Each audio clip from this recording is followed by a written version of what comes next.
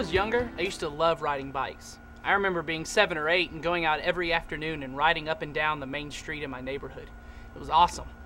Now, I wish I could say that I was a natural at riding a bike, but if I remember correctly, it took me a lot of tries to learn how to ride a bike. I mean, I didn't just fall off once, I fell off a bunch of times.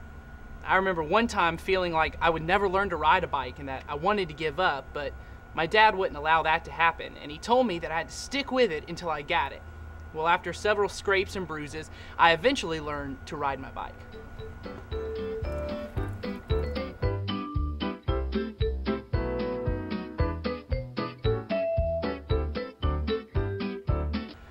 Okay, so maybe I didn't have it perfect, but I was making some ground.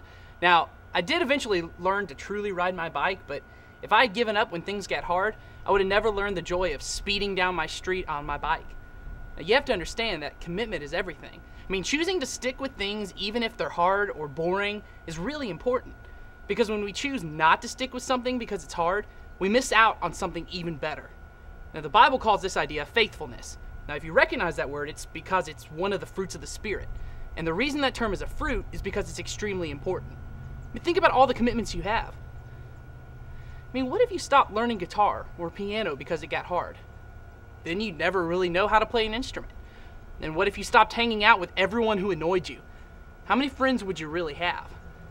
What if you stopped studying when it got boring? Then you'd never learn anything, right?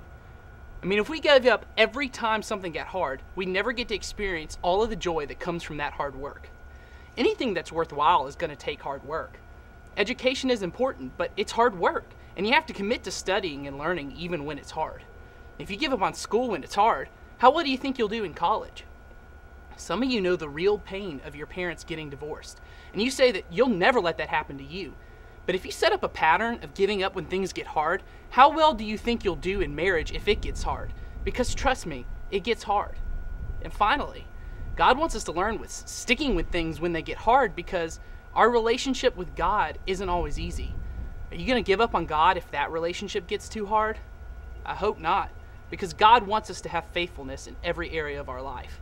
God wants us to stick with it, no matter what.